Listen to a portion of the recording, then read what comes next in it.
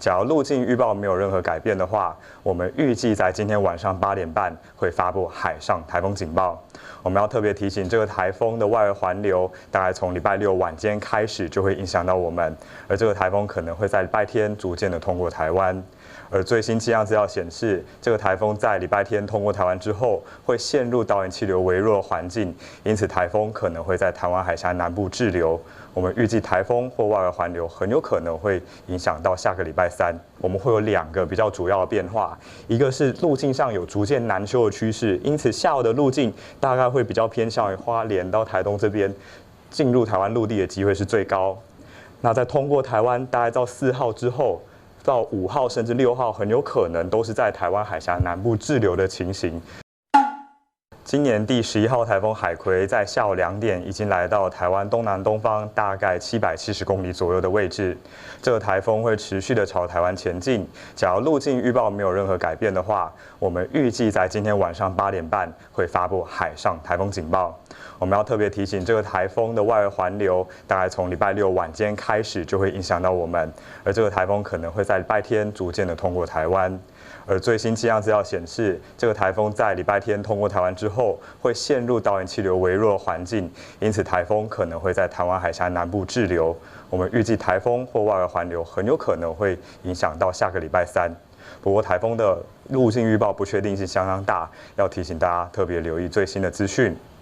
我们先从卫星云图上面来看到目前在台湾云系发展的状况啊，我们可以看到在今天下午开始。虽然台风离台湾还是比较远的，但是在热力作用的影响之下，在西半部的山区已经开始有些午后的热对流发展起来。气象局呢已经针对了西半部在云林以南部分县市以及宜兰县的山区发布大雨特报，提醒这些地方的朋友要特别留意降雨的现象。另外，随着台风的逐渐的靠近，东北风也为台湾的迎风面北部跟东半部带来一些降雨。我们从雷达回波图上面会看得更加清楚哦，蛮多的云系逐渐的从东北部的海面移入，并且影响到大台北跟宜兰甚至花莲这些地方。因此，在今天在北部东半部还是断断续续有些降雨的状况，而在西半部的平地则是午后雷雨的情形。我们预计在这样子的降雨呢，在今天的晚上之后呢，会逐渐的缓和下来。从定量降水预报图上面，我们可以看到，今天入夜之后，西半部的降雨会逐渐的缓和，但是北部以及东半部，尤其是在宜兰跟花莲这些地方，降雨还是持续。而到了明天白天，我们可以看到降雨的状况就更加的明显了。在北部、东半部持续断断续续有些降雨，而且随着台风的靠近，明天越晚雨势上会更加的明显。而另外在西半部的地方，虽然明天暂时不太受到台风影响，但是中午过后还是会有一些午后雷阵雨发展起来，当中也不排除会有比较大的雨势。而在台风逐渐的接近呢，我们要先提醒浪的部分呢，其实在今天各海面沿海的浪高呢，并不是非常的低哦，在各海面浪高都还是有来到2米以上。到了明天台风逐渐的靠近，我们可以看到在基隆北海岸东半部的沿海浪高会逐渐的增高到3米左右。那到了礼拜天，台风更加接近，海况当然是相当的恶劣。我们提醒大家，在这个周末建议避免前往海边的活动。至于未来台风会怎么走呢？我们先从今天早上8点的潜势预报图来看台风的预计发展的方向哦。那在目前的最新资料显示的话，一直到3号之前的话，整体来说台风会逐渐的往台湾靠近。那到了3号之后的话，由于台风会逐渐的进入导引气流比较微弱环境，我们预计在台风的话很有可能会放慢，并且在台湾海峡南部打转的状况。因此，在最新一报下午预报的路径上面，我们会有2个比较主要的变化，一个是路径上有逐渐南修的趋势，因此下午的路径大概会比较偏向于花莲到台东这边，进入台湾陆地的机会是最高。那在通过台湾大概到4号之后，到5号甚至6号，很有可能都是在台湾海峡南部滞留的情形。在今天下午的预报上面会有这2个比较大的修正。不过当然在台风的预报上面还是有所谓的浅势的路径的误差存在，所以提醒大家要特别留意台风的最新资讯。而根据下午的最新路径预报，我们大概可以预报出接下来的降雨趋势的话，大概是如雨量趋势图所示哦。首先是在礼拜六，台风逐渐的靠近，降雨当然是以北部跟东半部逐渐的增加为主。那其中在北部以及宜兰跟花莲，可能开始会有比较明显的雨势出现，甚至会有大雨或豪雨的状况。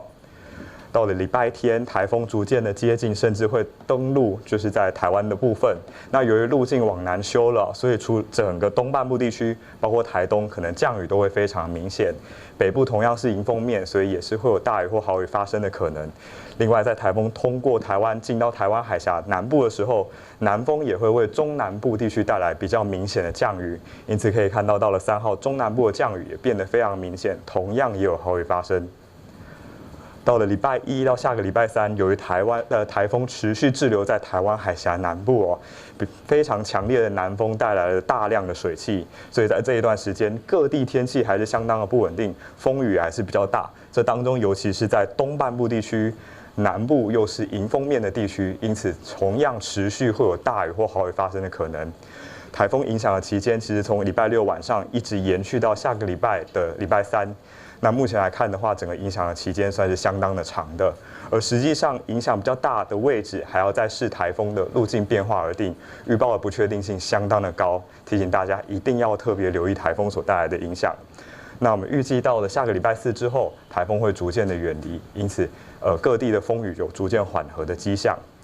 所以总和来说，在今天晚上的时候，其实气象局就会发布了所谓海上台风警报。那随着台风逐渐靠近，我们也可能会在明天的清晨到上午之间发布陆上台风警报。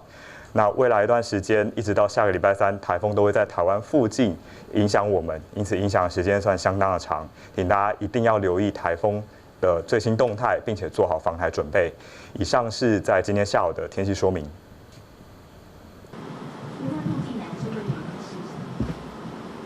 好。路径难修的原因的话，目前来看的话，主要是有几个原因。我用1周的预测图来和大家说明一下。不过1周预测图之后，今天下午会再用更新的资料来做更新哈。不用，我用地面天气图讲好，不好意思。好，其实影响到这个台风，它主要的力量的话，大概是有2个。好，一个是太平洋高压，在之前的话都讲已经有讲的算是比较多的状态了。好，那路径在这一段时间的话，太平洋高压有稍微比较强势一点点，因此整体来说，整个路径在现况，我要讲的是现况的部分的话，路径有在往南修的状况。好，但是之后的话，有另外一个变数，就是在这个台风以及苏拉，甚至是在以东的鸿雁台风这部分的话，目前都是处于一个大的低压带。那之所以台风之后会比较减弱的状态的话，看起来是因为这个海葵台风，它在处在这个大的低压带当中，它开始受到太平洋高压导引的力道就会比较小，因此它在接近台湾之后，整个导引气流会减弱。那我们预计可能会有滞留的情形。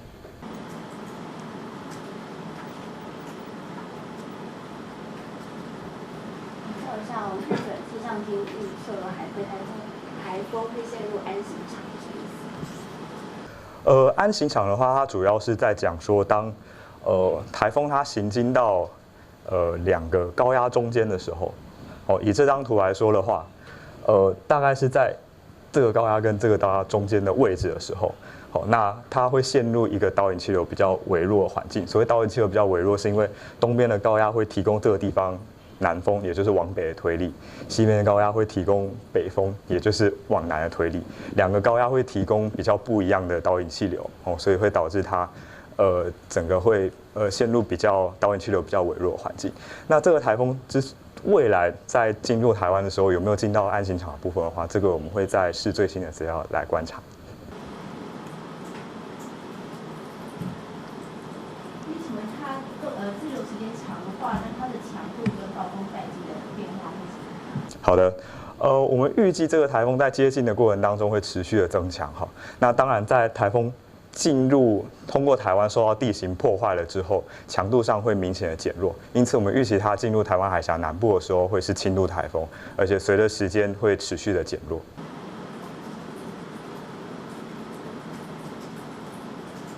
预计可能它会入检时间也会延后。好，根据我们最新的资料来看的话，发布陆上台风警报的时间比较有可能会缩在明天的清晨到上午的这一段时间。